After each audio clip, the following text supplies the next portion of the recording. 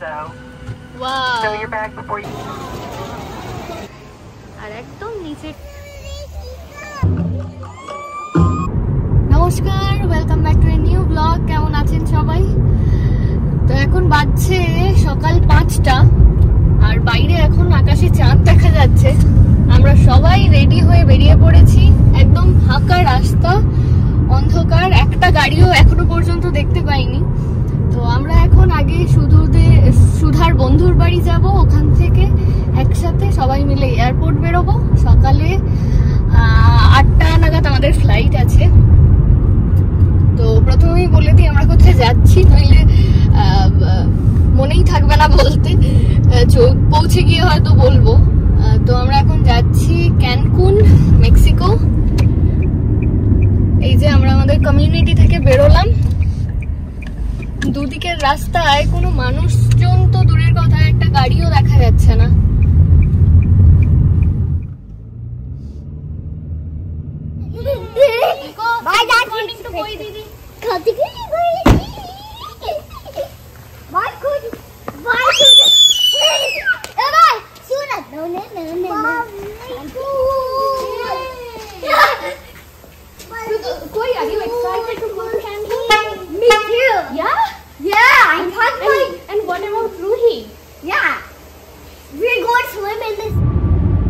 আমরা এয়ারপোর্টের জন্য বেরিয়ে পড়েছি। এখন কটা বাজছে? 5:30 বাজছে। আর 20 মিনিটের মধ্যেই পৌঁছে যাব।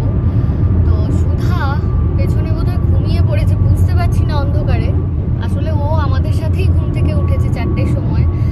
আমি চাইছিলাম যে ও কিছুক্ষণ ঘুমিয়ে তারপরে উঠুক, কিন্তু আমরা উঠে পড়েছি। ও বুঝতে পেরে ও উঠে পড়েছে, উঠে একটু কাঁদছিল।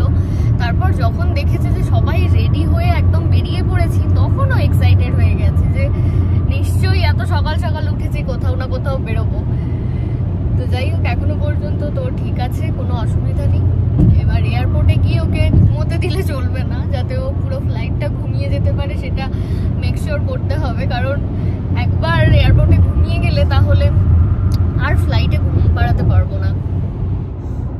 আমরা এয়ারপোর্টের খুব কাছাকাছি পৌঁছে গেছি।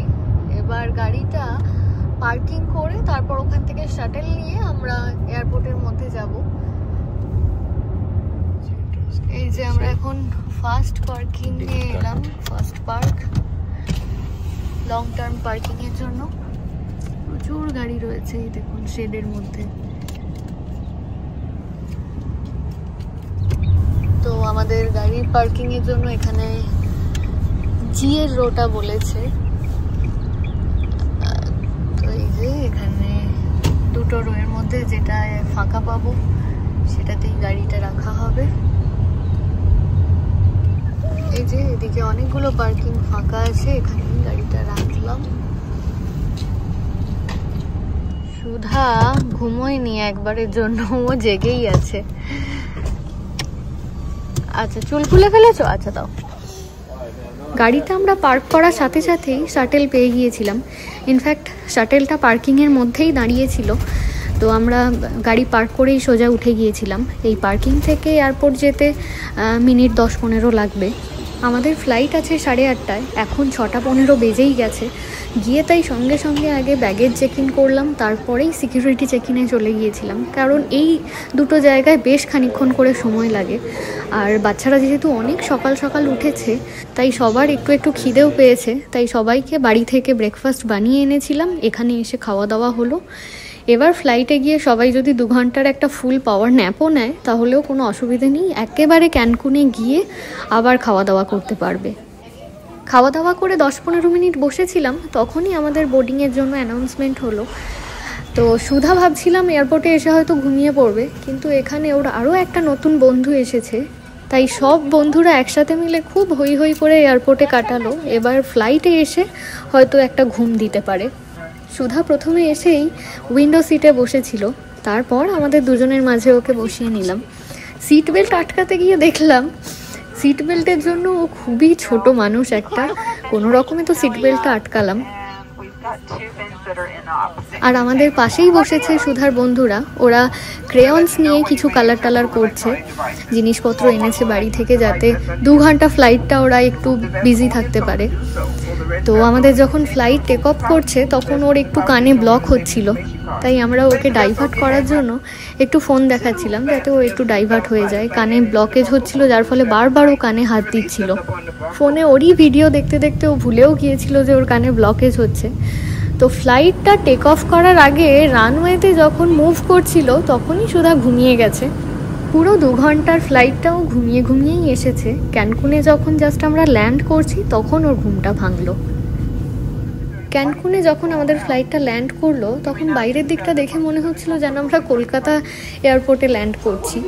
একেবারে কলকাতার মতো ছোটোখাটো একটা এয়ারপোর্টে এসে আমাদের যা যা প্রসিজার ছিল সেগুলো কমপ্লিট করলাম। তারপর ব্যাগেজ কালেক্ট করে আমরা বাইরে এলাম। আমরা যে রিসর্টটায় থাকবো সেখান থেকেই গাড়ি আসবে আমাদের এয়ারপোর্ট থেকে নিয়ে যাওয়ার জন্য। এই যে এয়ারপোর্টের বাইরে প্রচুর লোকজন তাদের গাড়ির জন্য অপেক্ষা করছে। তো আমাদের গাড়িও এলো আধ ঘন্টা পর। আমরা সবাই একটা গাড়িতেই যাব, আর বলাই বাহুল্য যে আমরা সবাই একই রিসর্টে থাকব। ক্যানকুন এয়ারপোর্ট থেকে আমরা যে রিসর্টটায় থাকবো উইন্ডাম আলট্রা, সেখানে যেতে সময় লাগবে আরও আধ ঘন্টা। তো আমাদের পৌঁছতে পৌঁছতে প্রায় 12টা বেজে যাবে। আর এরই মধ্যে আমাদের সবারই খুব খিদে পেতে শুরু করেছে, কারণ সকালের দিকে তো আর পেট ভরে ব্রেকফাস্ট করা হয়নি। যা কিছু বাড়ি থেকে বানিয়ে এনেছিলাম তার অর্ধেক রয়ে গিয়েছিল, সেগুলোই এখন গাড়িতে আস্তে আস্তে সবাই মিলে খেলাম। রিসর্টে পৌঁছেই আমরা চেক ইন করে আগে সবাই মিলে ঠিক করলাম যে লাঞ্চটা সেরে নেব, কারণ এখন তো প্রায় 1টা বেজে গেছে আর বাইরে দারুণ রোদ্দুর। এই রোদ্দুরের মধ্যে খালি পেটে গিয়ে ভালোও লাগবে না, বরং খাওয়া দাওয়া করে স্নান করে রেস্ট নিয়ে তারপর বিকালের দিকে আমরা সমুদ্রের ধারে ঘুরতে বেরোবো। খাওয়া দাওয়া করে ফিরে এসে আমরা সবাই ফ্রেশ হলাম। খেতে খেতে মনে হচ্ছিল ওখানে যে ঘুমিয়েই পড়বো, কিন্তু কোনো রকমে সামলে এসে ফ্রেশ হলাম। এই যে এটা আমাদের রুম, একদম রাইট হ্যান্ড সাইডে বাথরুম রয়েছে। আর এখানে খুব সুন্দর একটা সেপারেটেড বসার জায়গা রয়েছে। এই যে সোফা, সাথে এরকম টেবিল, চেয়ার, সমস্ত কিছু। আমার এই জায়গাটা খুব ভালো লেগেছে। আর তার সাথে একটা ছোট্ট বারান্দা আছে। এই যে রোদ ঝলমলে একটা বারান্দা। এই যে একটু টাইট স্লাইডটা, আর দেখা যাচ্ছে একদম নীল সমুদ্র চারিদিকে, আর একদম নিচেটাই সুইমিং পুল। এই যে এখানে 2টো বসার জন্য চেয়ার রয়েছে, ছোটখাটো একটা সুন্দর বারান্দা। ভিউটা দারুণ লাগছে। আমরা ভাবছি যে খাওয়া দাওয়া করে একটু রেস্ট নিয়ে বিকালের দিকে বেরোবো সবাই মিলে। তো বাচ্চারাও খুব ক্লান্ত হয়ে গেছে, ওরাও যদি একটু রেস্ট নিতে পারে খুব ভালো হয়। সুধা তো বারবার ঘুমোতে চেষ্টা করেও ঘুমোতে পারছিল না। দেখি যদি এখন ঘন্টাখানেক মতো একটু পাওয়ার ন্যাপ নিয়ে নিতে পারে। ঘন্টা 2 ঘুমিয়ে আমরা এখন বেরোচ্ছি সি বিচে। সুধা কিছুতেই হাঁটবে না, কোলে চাপবে। সিঁড়িগুলো দেখে সুধা কোল থেকে নিজেই নেমে সিঁড়ি দিয়ে নেমে আসছে। এখন আর ওকে কোলে তোলা যাবে না। তো ওই দূরে নীল সমুদ্র দেখা যাচ্ছে। রুম থেকে দেখে মনে হচ্ছিল কখন ওই সমুদ্রের নীল জলটা একটু কাছে গিয়ে ছোঁবো। সমুদ্র আমার বরাবরেরই খুব পছন্দের একটা জায়গা। পাহাড় আমি অতটাও পছন্দ করি না, কিন্তু সমুদ্র যেন মনে হয় আমাকে বারবার টানে। যদিও খুব একটা যে বেশি ছোটবেলা থেকে সমুদ্রে গেছি তেমনটা নয়, কিন্তু সমুদ্রে আসার আমার খুব ইচ্ছে ছিল। ছোটবেলায় একবার দীঘা গিয়েছিলাম, আর এই দ্বিতীয়বার ক্যানকুনের সমুদ্রে এলাম। তো অবর্ণনীয় একটা অভিজ্ঞতা। খুব খুব ভালো লাগছে। যে কদিন আছি সেই কদিন খুব আনন্দ করে কাটাতে চাই। সমুদ্রের ধার থেকে ফিরে এসে দেখলাম যে পুল সাইডে কোনো একটা ইভেন্ট হবে, যার জন্য প্রচুর লোকজন চেয়ারে বসে অপেক্ষা করছেন। তাই আমরাও বসে পড়লাম ইভেন্টটা কি হবে সেটা দেখার জন্য। আর সুধার বন্ধুরা সবাই ঘুম থেকে উঠে আইসক্রিম খেতে গিয়েছিল, আর আমরা বিচে গিয়েছিলাম। ওরা আইসক্রিম খেয়ে এসে আমাদের সাথে বসে পড়লো একসাথেই।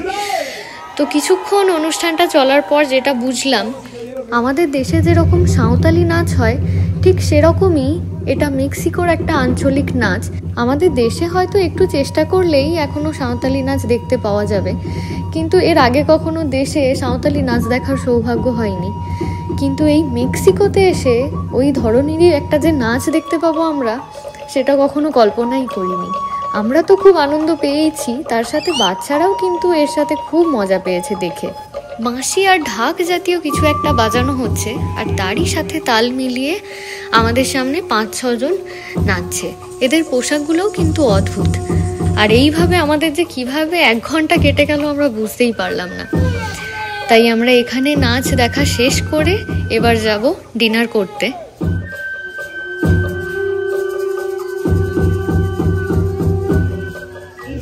তাহলে আজকের ব্লগটা এখানেই শেষ করছি। দেখা হচ্ছে আগামীকাল খুব সকাল সকাল। আপনারা সবাই ভালো থাকুন, সুস্থ থাকুন। নমস্কার।